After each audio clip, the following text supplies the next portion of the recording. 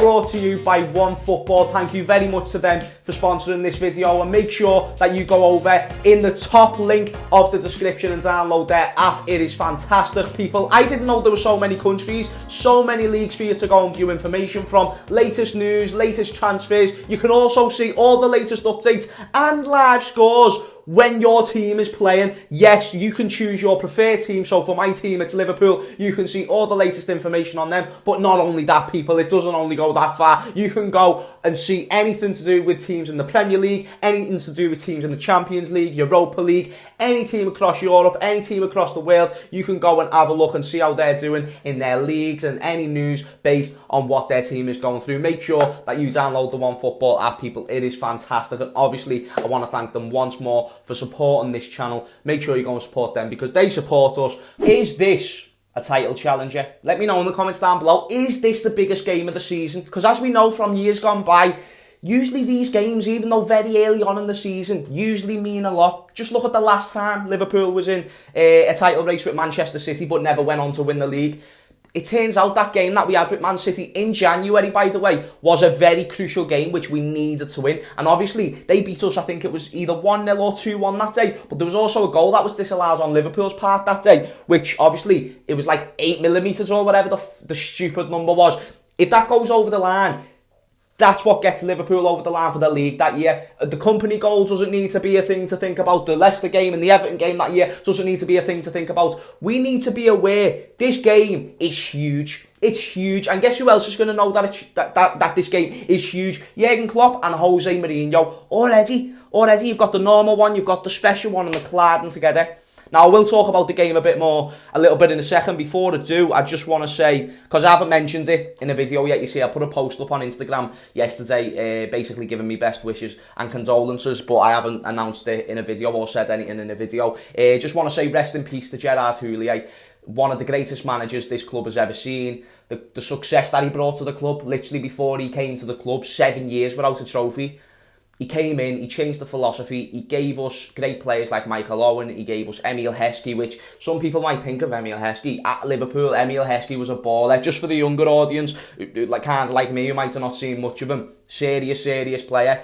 Gerrard obviously gave him his debut, massive part of Carragher's development as a player. There was so much that we've got Gerard Houllier to thank for, but on top of that, even away from being a Liverpool legend, because that is certified, he is a massive part in football as a whole. He had so many other projects going on outside of just his Liverpool reign in his career. Obviously, he was a manager for other teams, but he was a director of football in France. He has a big part of an ownership. He had a big part to do with the involvement of creating like RB Salzburg and RB Leipzig. Funnily enough, we're playing RB Leipzig in the round of 16, and it's just a weird the way the world works. And I just obviously want to give me best wishes and condolences to the Houllier family, because it's never easy losing someone's death. It's never an easy thing, but you know, in this case, a legend never dies, because he is a true legend. So rest in peace to Gerard Houllier, and let me know in the comments down below, what was your favourite moment? I was too young to really give you a proper favourite moment, but that being said, you can still appreciate everything that he's done for the club, literally everything. So Gerard Houllier will be forever missed. And what was your favourite moment under that great manager? Anyway, people, Liverpool Tottenham. It's one of them ones, isn't it? It's one of them ones. Oh, listen, the reason why I'm a bit nervous for this game is because we could have gone into this 2 points clear at the top, and I don't want to dilly-dally about last week. We could have gone into this game 2 points clear at the top, because we should have beat Fulham. Not in how the game panned out, but after seeing all the results that took place that weekend and going into that Fulham game, you should have felt like the boys would have been a bit more up for it, and they would have shown that they were a bit more up for it. Whereas Fulham just took advantage of us not really being there and not really wanting it as much as we usually do when we know we need 3 points, and we needed 3 points. Not taking anything away from Fulham, they play really well, but they're going to. They're playing Liverpool. That's a massive game for them, so there's no real pressure on Fulham. There's pressure on Liverpool, and now there's massive pressure going into this game. Now, few fun facts: Liverpool have won the previous 5 of the last 6 encounters between Tottenham and Liverpool. I think the last time Tottenham beat us was the 4-1 win at Wembley. Let me know if I'm wrong there, but I believe that was the last time when Dejan Lovren played terribly. So that was one thing, but another thing as well that I want to offer to you is the strengths and weaknesses that Tottenham have to offer. Now, like I said earlier, Jose Mourinho and Jurgen Klopp, the normal one versus the special one, supposedly, and the thing is, I don't mind Mourinho as much no more. I don't know what you all think in the comments down below, but I've always felt like as a Liverpool fan, it's my duty to not like Mourinho and same vice versa, like he shouldn't like us. But I don't know, something about him, like, I don't love him, and I wouldn't take him over Klopp any day of the week or year or century, but I like him. He's not as much of a knobhead, and I actually like the way he's changed Spurs. If I was a Spurs fan, I'd love the philosophy that he's injected into that club. I'd love everything that he's done, the way that he knows that he can get certain partnerships out of people, and he knows what players he wants to go out and get in the transfer market, leading on to strengths and weaknesses. Harry Kane and Son, I'm not going to talk about them too long because you already know how serious they are, but it's more than just Harry Kane and Son doing well.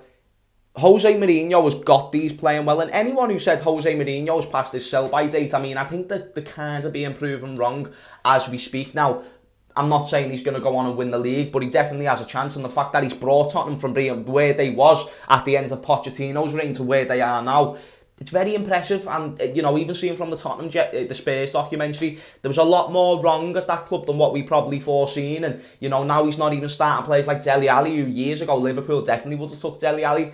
But if he's not working hard, then don't play for the team. You don't play. That's just how it is. I like that about Jose Mourinho. He's not a pussy, and he's been able to make it work without star players like Dele Alli. So that's one example, the Son and Kane partnership that he's been able to develop there. Let's not forget about the Højbjerg implementation into the midfield. Højbjerg from Southampton. Bear in mind, Højbjerg's played for Bayern Munich. He is a top-class midfielder who's got a very high level of IQ, but also Premier League experience, which that Tottenham midfield needed. And now that he's come in and filled that void, it's a lot more of a difficult game, because even in previous games against Tottenham, one way that we've exposed them is by breaking them down through the middle, obviously getting it out to the wide, but to Mane and Salah on the wide, but a lot of the thing was control and possession. That's going to be harder now with players like Højbjerg, and because Højbjerg's now in there, players like Ndombele are playing much better, players like Lo Celso are playing much better. They've got a good midfield. That's another thing we've got to watch out for. But then you've got to talk about the defence. I don't know if it's still the case at the time of recording,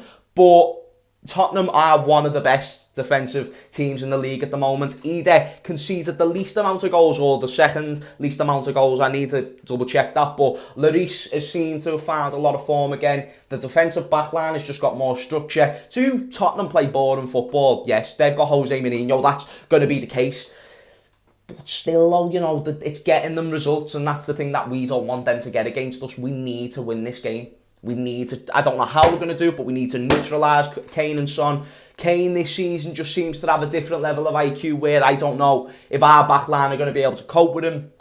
So we will need to look in that department, in that area. Now, talking about a starting 11 prediction and a score prediction for Liverpool's point of view, I go with a 4-3-3 first of all, because I say it all the time, even though you can go with a 4-2-3-1, 4-3-3 is our most fluid formation, and I think we'll need to match Tottenham in this game. So anyway, about the lineup, and there was Jurgen Klopp has just had a press conference before recording, letting us know about injuries. Naby Keita could be fit for the game tomorrow. Joel Matip is another player that's been talked about to be possibly back in for Tottenham's game. That being said, he's still getting treatment, apparently over the past 24 hours. Nothing but treatment on Joel Matip to get him fit for this game. Shows how big and how important he is to this game, because even though Nat Phillips and players like that have put in good performances, could they step up in a game this big, of this magnitude? I don't know. Anyway, my starting 11 prediction: in goal, Alisson, no questions asked, he's fit, he plays. Left back, Robbo, again, same kind of case scenario with Alisson, except as well, Shimaka's isn't fit, so there's no debate there.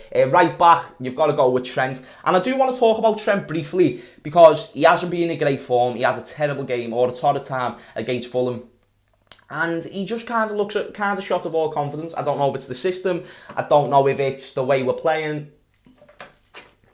I also don't know if it's just because he's just came back from a bloody injury and he might just need a game or two.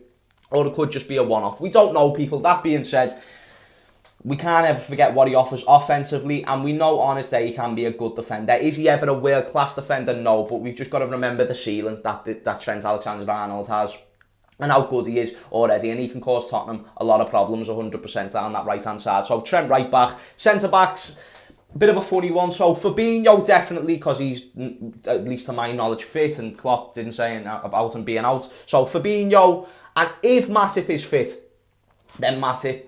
But then if you're asking me who would you start if Matip weren't fit, out of Reece Williams and Nat Phillips, I'd probably just have to edge Nat Phillips, just because I've got a bit more confidence in him. He's more experienced, but also he's actually got a couple of Premier League games now, not against the highest level of opposition, but you can only go off what you've seen, and he's done well in them games. So I go with Nat Phillips, and I'd go with Fabinho if Matip isn't fit. The three in the midfield, I'd go with, right, so Naby Keita's back, Ox has been talked about being possibly back, but I don't think any of them will start. I'm going to go with a midfield three of Hendo, Nino, Henderson, Gini Wijnaldum and Curtis Jones. Best midfield three right now available. Curtis Jones has been on fire, actually had a very good game against Fulham also, probably in some people's eyes man of the match. So you go with that midfield three. And Gini Wijnaldum, you need him in that midfield to match the intensity that Tottenham are going to offer. Well, not the intensity. You're going to need to try and break down what they're going to be doing, which is holding the ball, trying to keep possession, but trying to break Liverpool down when we see a little gap. And we know with Liverpool's high line, that's a big possibility. So we're going to need Gini and Hendo to be compact in that middle. And with Hendo, you're always getting compatibility. So that's just is what it is. And then the front three is going to be Sadio Mane, Bobby Firmino and Mohamed Salah. Sadio Mane hasn't been in great form recently, but this will be a big game for him to come back and just put a statement on, just to let all you fuckers know I am still the best. He's going to do it. He's going to do it. He's going to laugh at Harry Kane's face, and he's going to call someone on his iPhone 6, because he's still got an iPhone 6, and he's just going to be like, ha ha, in all your faces. So he's going to start left wing. Salah and Firmino is the other two to start, and that's my starting 11 prediction. As for the score prediction, people, it's not as straightforward as just saying Liverpool are going to win this game. It could very well be a draw. Tottenham could be aiming to come and get it drawn. We know when Mourinho gets his team set up right, and say if that is his ambition, who's to say he can't get it? That being said, I do think we can win this game. I know that we have just got off to a bit of a funny start of returning back to the Premier League after the Michelin game against Fulham. But that being said, I do think we can win this. I do think we have enough for Tottenham, even though they're going to try and keep possession. We know when we turn up and when we need to win, because even though we needed to beat Fulham, this is bigger stakes. This is the biggest game of the season so far. If the players can't have that injected into their brains that this is the biggest game of the season so far, then I don't know how else you can motivate a set of players. But also Liverpool have the experience to know that this game is probably bigger than what even Spurs are thinking. Because Spurs are another team that have fell short a few times in the title race, but it's different circumstances with them. We've actually fell short in a title race under Jurgen Klopp with pretty much these set of players. Gini was there, Hendo was there, Mane was there, Salah was there, all of them players was there. But they know what it's like, and they know that this game, in hindsight, could be so important. Because it is. And I am slightly nervous, but I do think we can win. And I'm going to go with a Liverpool 2-1 win, because I'm not going to dispute the fact that Spurs most certainly can score this game. But in the same light, Mane's hungry. He's very hungry.